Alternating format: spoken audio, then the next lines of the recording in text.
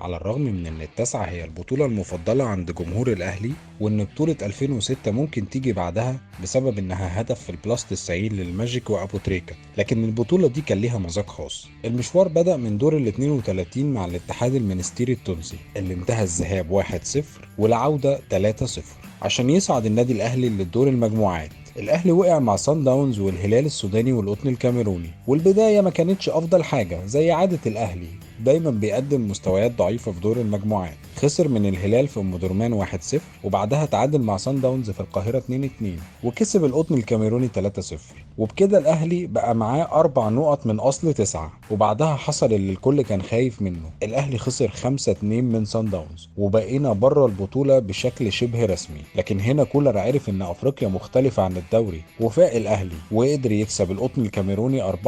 ولكن مع تألق الهلال بقى الاهلي بره البطوله بنسبه كبيره عشان تحصل المفاجاه الكبرى ويضيع اطهر الطاهر ضربه جزاء قدام صن داونز تخلي ماتش الاهلي والهلال هو الفيصل في القاهره، ويقدر يكسب الاهلي الهلال 3-0 ويتأهل لمواجهه الرجاء اللي بتكون مواجهه صعبه جدا لانك بتقابل اقوى خط هجوم في البطوله ب 17 هدف. ولكن يقدر يكسب الاهلي في القاهره 2-0. وفي ماتش العوده بيقدم كولر واحده من اجمل ماتشاته في افريقيا وبيدي درس في الكلاحه الكرويه وبيصعد لمواجهه الترجي التونسي اول مجموعه الزمالك. يقدر الاهلي بعد كده ان هو يتخطى الترجي بكل سهوله وبتعود ليالي رادس زي ما جمهور الاهلي بيحب يسميها. يقدر يكسب بالثلاثه في ملعب رادس ويضمن التاهل من البدايه، وبيرجع ياكد صعوده من القاهره بهدف لحسين الشحات عشان بعد كده نخش في معركه النهائي اللي هتكون مع الوداد لتاني مره على التوالي عشان يبدا تاني يظهر شبح الهزيمه لكل الاهلاويه زي السنه اللي فاتت. ولكن يبدا التحضير للماتش بكل جديه ورغم الصعوبات اللي واجهت النادي زي غياب الشناوي عن النهائي. الماتش الاول كان في القاهره وبيقدم الاهلي شوط اول قوي جدا مع تالق مصطفى شوبير ويقدر يتقدم بهدف، والشوط الثاني بيحرز هدف كمان قبل ما يرجع الوداد بهدف يغير كل خطط الاهلي ويصعب مهمه ماتش العوده في كازابلانكا. بيسافر الاهلي للمغرب وبيبدا الماتش بعوده الشناوي للتشكيل الاساسي مره تانية، بس بيبادر الوداد الاهلي بهدف في الدقيقه 27 عشان تقرب البطوله اكتر واكتر للوداد. ولكن دايما سيناريوهات الاهلي بتبقى صدمه لاي فريق بيلعب، وبيحرز محمد عبد المنعم هدف التعادل للاهلي من عرضيه ولا اروع من ركنيه لعلي مقلول عشان يقدر الاهلي يحرز البطوله ال11 من على ارض المغرب بعد ما خسرها السنه اللي فاتت في نفس الملعب بعد ما تعرض لظلم كبير جدا، عشان يثبت كولر ان هو مدرب كبير وقدر يفهم افريقيا في وقت قليل ويخش قلوب كل الاهلاويه بسرعه عشان يبقى 4 بطولات في ظرف 9 شهور فقط. كاس مصر على حساب بيراميدز و2 سوبر مصري، مره على حساب الزمالك ومره على حساب بيراميدز، واخيرا اللقب المفضل لكل الاهلاويه دوري ابطال افريقيا.